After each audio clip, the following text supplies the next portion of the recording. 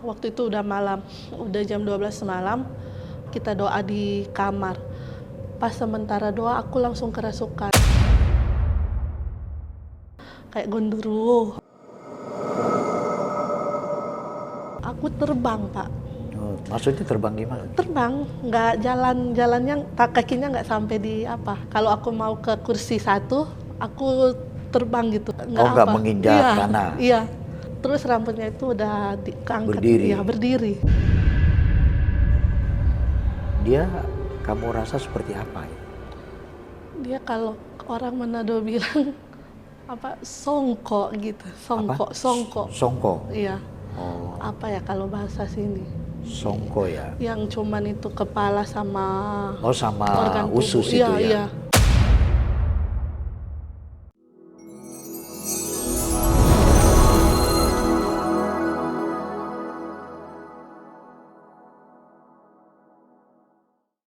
Shalom saudara, saya Andi Siswanto.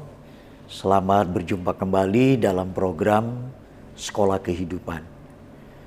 Kita kedatangan tamu yang bernama Missy Anggreni. Beliau ini banyak bisa menceritakan tentang satu kejadian yang mungkin di antara saudara juga ada yang pernah mengalaminya. Tapi saya percaya cerita daripada Missy Anggreni ini pasti ada sesuatu yang berbeda. Mungkin menarik buat kita tonton dan kita lihat, bahkan kita dengar kesaksiannya.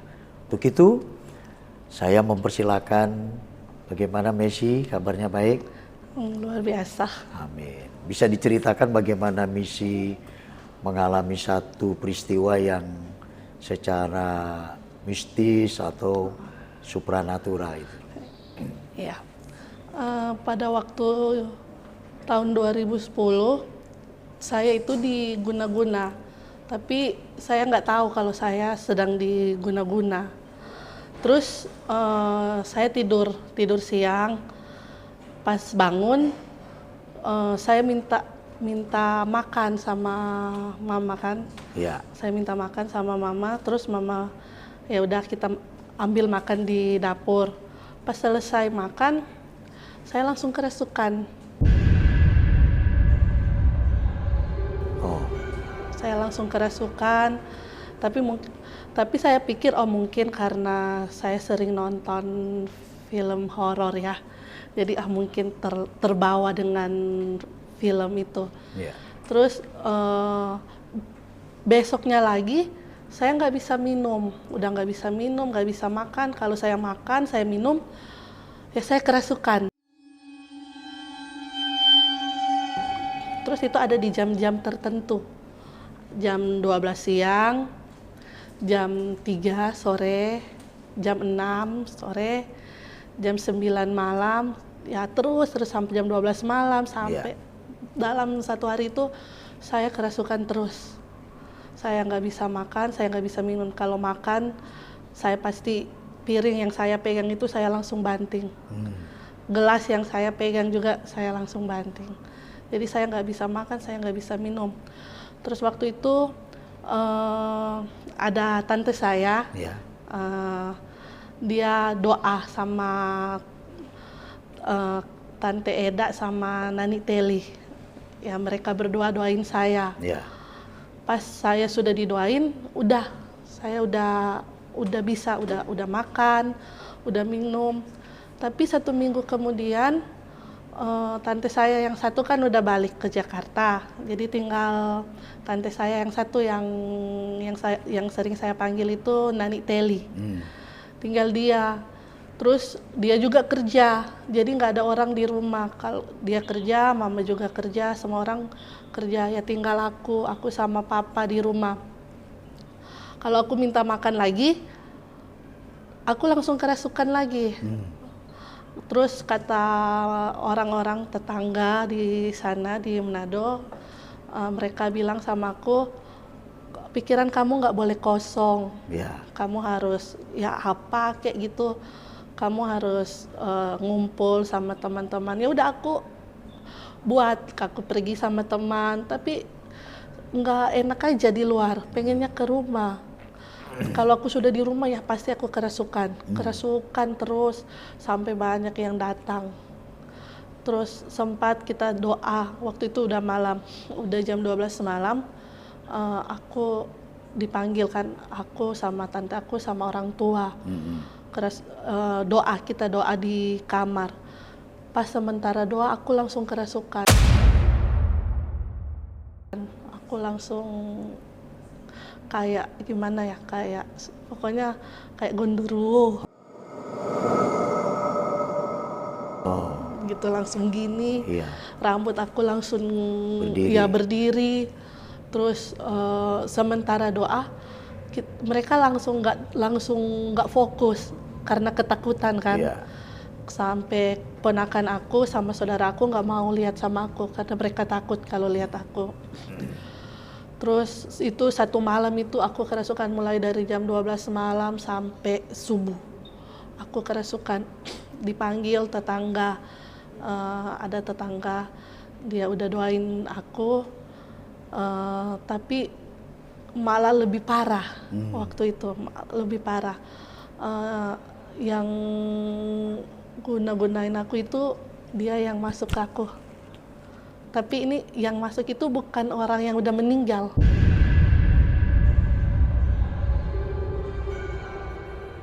Jadi? Orang hidup. Oh, kok bisa begitu ya? Ya nggak tahu. Nah, coba. Orang hidup itu masuk ke aku. Terus kan pokoknya dia udah omong sama mama sama papa apa yang dia nggak suka dari keluarga aku kan. Terus aku didoain sama tetangga aku itu, ya udah pergi, orang yang guna-gunain aku itu dia keluar dari tubuh aku. Terus aku minta minum, kan udah haus, jadi aku minta minum mah. Pas udah minum, kerasukan lagi. Yang masuk orang lain lagi. Bukan orang yang Bukan pertama? yang pertama, ini orang lain lagi yang masuk. Orang hidup juga yang masuk. Dia masuk, terus pokoknya dia ngomong, katanya dia marah-marah gitu sama mama sama papa. Terus aku dipanggil orang kayak dukun-dukun gitu, orang-orang hebat lah, kayak orang pintar. Dipanggil, ini aku diobatin, udah ditaruh pensil di sini, udah digini tangannya. Pokoknya badan aku itu udah biru-biru. Oh, udah segala macam dilakukan. Iya, udah segala macam obat.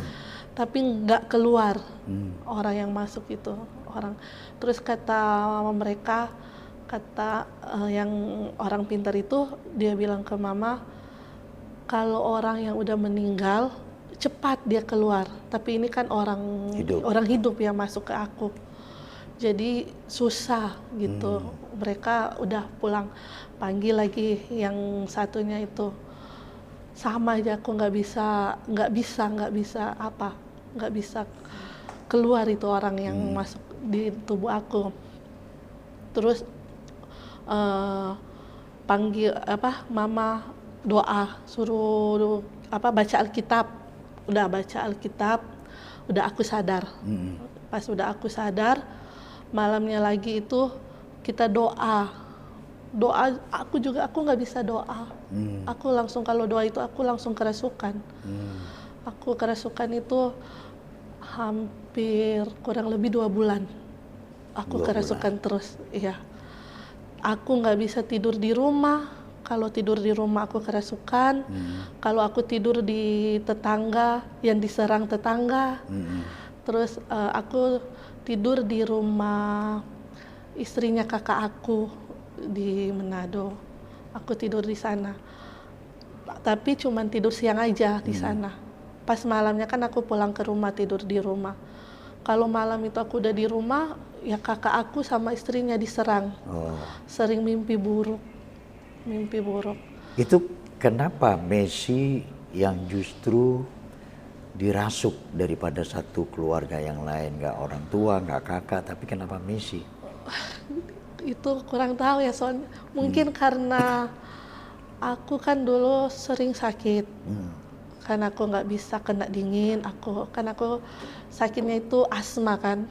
Jadi mungkin karena aku sering sakit, aku nggak bisa capek, aku sakit mungkin karena lemah, tubuhnya lemah. Jadi mungkin itu dirasuki. Iya, tapi biasanya kan orang yang kerasukan itu pada umumnya roh yang sudah orang mati, ya, dia masuk ke dalam raga, jiwa tubuh orang yang masih hidup, dan dia menjadi makhluk yang mendiami tubuh orang itu ya. Tapi ini kenapa orang yang masih hidup yang masuk ke dalam kamu?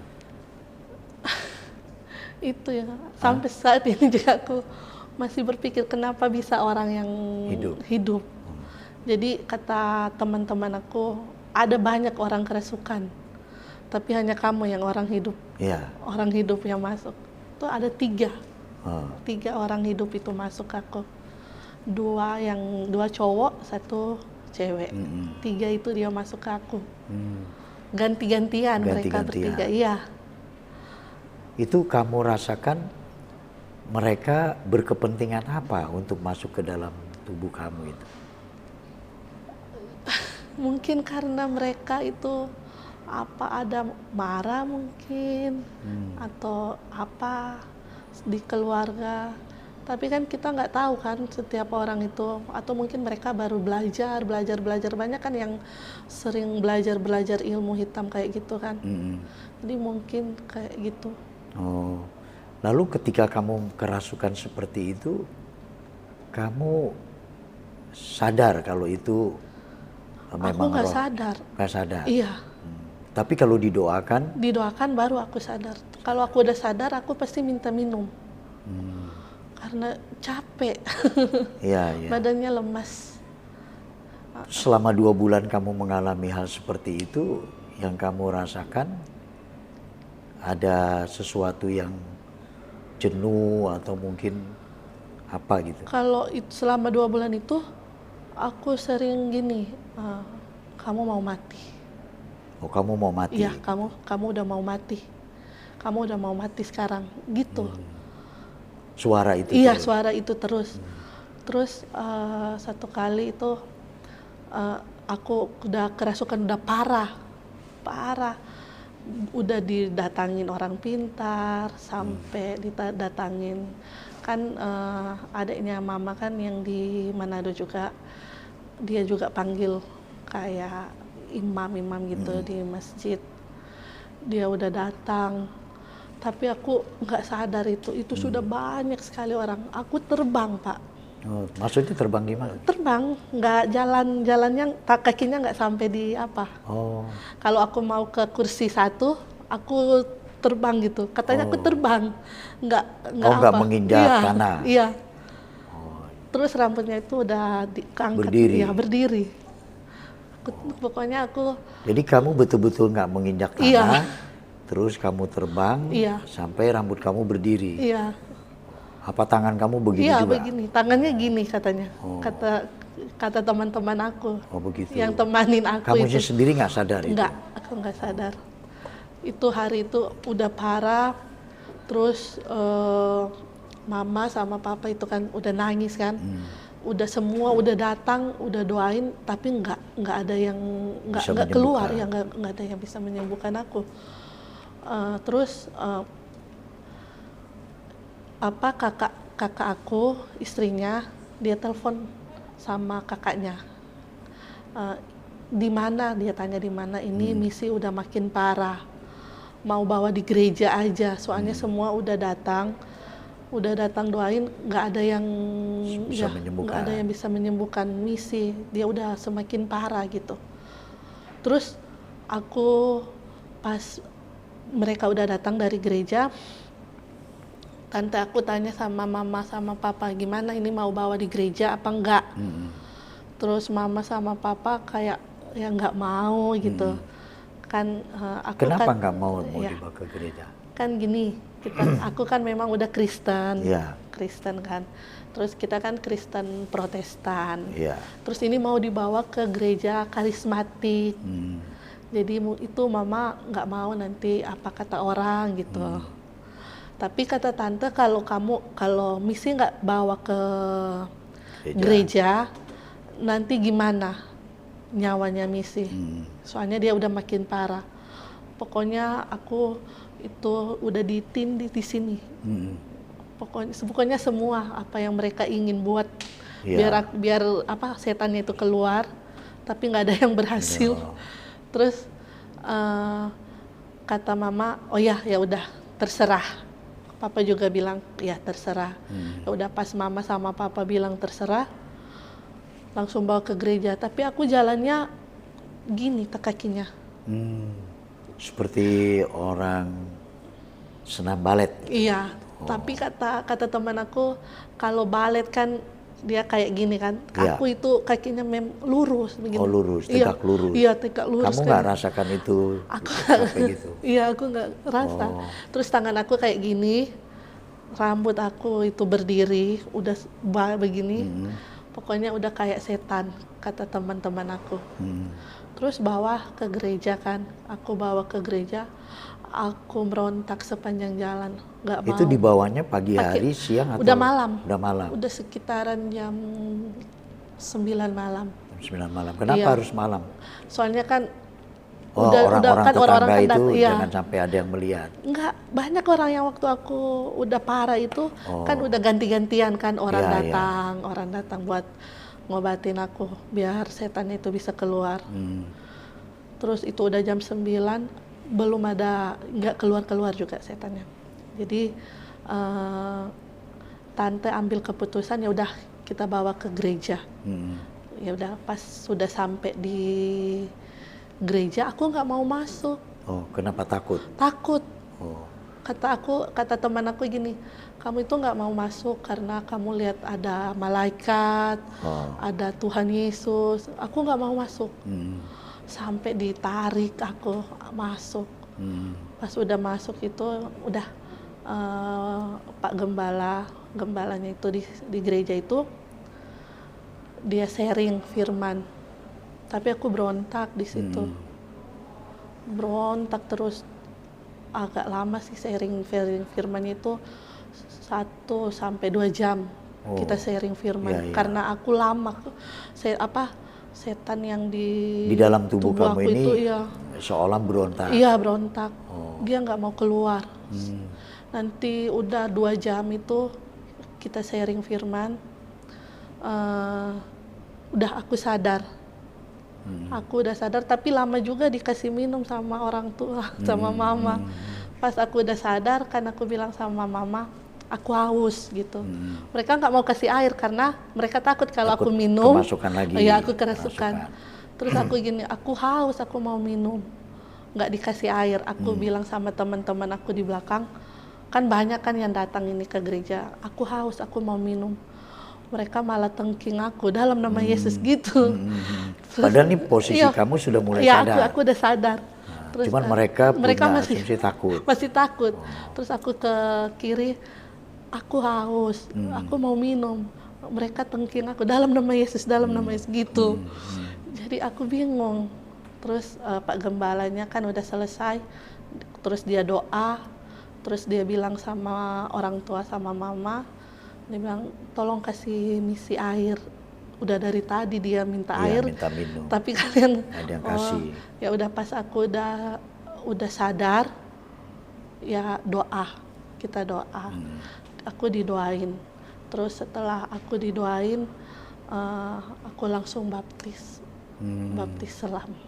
Baptis selam. Iya. Tapi sejak itu kamu sudah nggak ada kerasukan lagi. Pas aku udah baptis selam, udah makannya udah biasa. Terus aku udah biasa, aktivitas udah biasa. Tapi ada satu hari juga itu aku duduk sama mama sama papa lagi ngobrol. Terus tangan kanan aku ini udah kayak orang mati, udah dingin, udah pucat ini. Oh, pucat? Iya. Sebelah? Iya, sebelah kanan. Tapi bisa jalan. Terus aku gini, kok tangan aku kayak gini? Terus telepon Pak Gembala yang doain aku itu kan, pas telepon Pak Gembala itu dibawa ke rumah ke gereja. Bawa di gereja, Pak Gembalanya cuman gini, kalau kamu mau sembuh, akarnya itu harus dicabut. Kan kayak pohon. Dia bilang kayak pohon. Pohon kan kalau kita udah potong pohonnya tapi akarnya nggak dicabut, tetap dia tumbuh. Terus aku bingung kan, akarnya siapa gitu. Terus kata Pak Gembala, akarnya Bapak. Langsung bilang ke dari Papa, orang tua kamu. Dari orang tua. Kok bisa Pak Gembala tahu kalau ini Papa kamu yang, atau kamunya yang? Nggak kan bawa itu ya kan, aku bilang aku sama Papa. Terus Pak Gembala udah sharing dulu firman, terus Pak Gembala bilang sama aku, kalau misi mau sembuh total, akarnya itu harus dicabut. Kalau akarnya nggak dicabut, pasti misi akan kerasukan. Nah, terus pas aku tanya sama Papa kan, itu Papa yang harus bertobat gitu. Terus Pak Gembala bilang sama Papa, gimana? Akarnya mau dicabut atau bagaimana? Kalau nggak dicabut, nanti misi akan terus seperti itu. Walaupun dia udah sehat kan, udah sembuh. Terus Papa, karena Papa ingin aku sembuh, sehat, ya Papa juga ya udah. Papa didoain, ya puji Tuhan Papa juga dibaptis. Ya. Jadi sebetulnya masalah ini ada pada Papa kamu. Iya.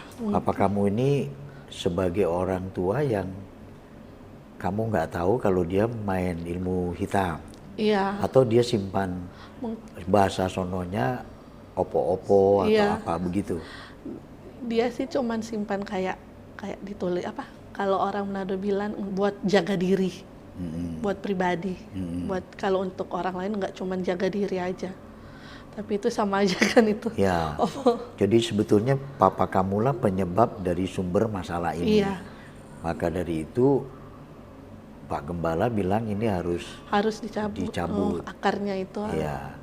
Jadi sejauh ini kamu waktu kerasukan pertama sampai 2 bulan berjalan, kamu nggak tahu itu awalnya memang dari Papa kamu gitu ya?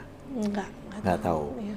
Oh, tapi dari keluarga juga nggak kasih solusi bahwa ini karena Papa yang bikin gitu, nggak tahu juga? Nggak. Oh. Saya ingin tanya, makhluk itu misi rasakan itu seperti apa?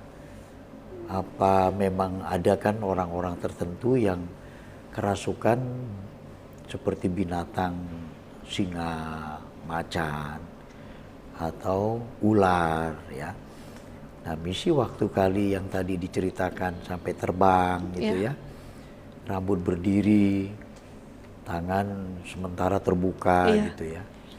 Nah, yang misi rasakan itu, makhluk itu membawa kamu, kamu rasa seperti apa itu? Dia kalau orang Manado bilang songko gitu, songko. Iya. Oh. Apa ya kalau bahasa sini? Songko ya. Yang cuman itu kepala sama. Oh, sama organ usus tubuh. Itu ya. Iya. Oh, kalau bahasa yang saya tahu di Bali itu namanya leak. Ya, leak. Leak. Ya. Jadi leak ini hanya kepala. Ya. Lalu dengan usus yang bergelantung, dia berjalan kemana saja itu. Ya. Kamu rasakan seperti itu? Iya, kayak gitu. Jadi itu mungkin bahasa Manado di sana, songko. Ya. Jadi itu bergantian masuk ke tubuh kamu. Iya. Oh. Saudara, jadi memang ini adalah pengalaman spiritual atau pengalaman secara mistis yang dialami oleh banyak orang. Khususnya di daerah-daerah yang masih berlatar belakang kebudayaan yang boleh dikatakan memiliki hal-hal yang bersifat ajaran primitif. Jadi masih mengakui yang namanya untuk persembahan, mengakui yang namanya sesuatu itu bisa boleh dikatakan mengalami kekuatan sebagai perlindungan, sebagai penjagaan, keselamatan, dan seterusnya. Jadi memang ini masih tetap ada sampai sekarang ini. Sebab itu bagi saudara semua yang menonton program Sekolah Kehidupan ini sebagai satu pelajaran yang berharga buat kita. Sebab bagaimana juga ketika kita sudah percaya kepada Tuhan Yesus Kristus sebagai juru selamat kita, mestinya kita sudah tidak boleh mempercaya lagi hal-hal yang demikian. Mengapa? Karena ini berdampak pada keluarga. Kalau orang tua yang memelihara, memakai seperti tadi yang dikatakan misi, songkok seperti itu, atau leak. Nah, tujuannya itu adalah untuk supaya keluarga dilindungi, tapi bukan itu. Justru sebaliknya akan menimbulkan persoalan dan masalah sendiri. Nah, untuk itu kita mendengar akhir daripada cerita misi ini, bagaimana dia akarnya telah dicabut dan bagaimana dia mengalami satu pembaharuan lewat baptisan. Ya, misi ya seperti itu ya. Setelah kamu mengalami baptisan itu, kamu rasakan kembali nggak apa yang pernah dulu-dulu kamu rasakan, kemasukan, kerasukan gitu? Udah enggak. Sudah enggak lagi? Iya. Keluarga juga orang tua sama, mau dibaptis sudah nggak ada lagi. Itu dibuang atau dibakar? Yang apanya yang dibuang atau? Yang dipelihara oleh orang tua kamu itu? Itu sih papa udah lama dia lepas, tapi mungkin masih terikat kan, rohnya itu masih terikat. Oh. Sebenarnya udah lama dilepas itu. Sudah lama dibuang gitu? Iya, udah lama ditinggalkan. Lalu kenapa sampai pihak gembala ini meminta papa kamu untuk menyerahkan lagi apa yang masih dia percaya gitu? Gini, mungkin karena biar kita satu keluarga itu bertobat gitu, mulai dari kejadian itu. Kan berbagai macam cara kan Tuhan ingin kita itu bertobat, hidup dalam kekudusan Tuhan kan. Jadi mungkin dengan cara aku diguna-guna, keluarga aku itu bisa bertobat. Soalnya memang kita itu Kristen, dari awal itu kita udah Kristen dari kecil, orang tua udah Kristen. Tapi di agama kita, ajaran kita itu kita itu menentang baptisan selam. Oh begitu. Ya. Bapak Ibu Saudara, jadi pengalaman ini menceritakan bagaimana perjalanan hidup seorang yang bernama Misi ketika beliau mengalami suatu kerasukan. Ada satu hal yang perlu kita ketahui, bahwa itu bisa diusir dan tidak pernah datang kembali ketika Misi menyerahkan hidup sepenuhnya dalam pertobatan lalu ia dibaptis. Itu satu cara bagaimana orang terlepas dari problem ilmu hitam atau ilmu yang pada dasarnya dipercaya memiliki kekuatan gaib. Nah, bagi setiap orang ada hal-hal itu bisa terjadi. Tapi dengan jalan yang tadi diceritakan oleh Misi dan juga papanya atau keluarganya, seluruhnya bertobat dan menyerahkan diri untuk dibaptis secara selam. Maka dengan demikian mulai sejak itu Misi dan keluarganya tidak pernah mengalami gangguan yang disebut tadi kerasukan oleh makhluk yang bernama, kalau saya pinjam istilah di Bali itu leak atau songko dalam bahasa di Manadonya. Dan di mana saja setiap kebudayaan punya kepercayaan yang demikian. Jika di antara saudara pernah mengalami itu, maka satu hal yang perlu kita ketahui, serahkan hidup saudara kepada Tuhan Yesus Kristus dan izinkan kuasa Tuhan bekerja untuk melepaskan seluruh ilmu hitaman itu yang berupa gaib, kekuatan yang sesungguhnya bukan itu, saudara. Keselamatan kita dan kedamaian kita, kesejahteraan kita antara keluarga, orang tua, anak, itu bukan letak di luar daripada Tuhan. Hanya Tuhan Yesus yang bisa memberikan semua itu. Percayalah bahwa hanya satu-satunya di dalam hidup manusia itu Tuhan yang bisa mengisi kehidupan ini. Demikian daripada program Sekolah Kehidupan yang kita sudah menyimak pengalaman dari Saudari Misi. Beliau pernah tinggal di Manado dan sekarang beliau ada di Jakarta. Saya rasa ini menjadi pengalaman kita semua. Sampai jumpa di program Sekolah Kehidupan yang akan datang. Saya Andi Siswanto mengucapkan terima kasih kepada saudara. Tolong di like dan di share supaya program kami dapat semakin bisa memberkati dan menyemangati kami. Tuhan Yesus berkati. Amin.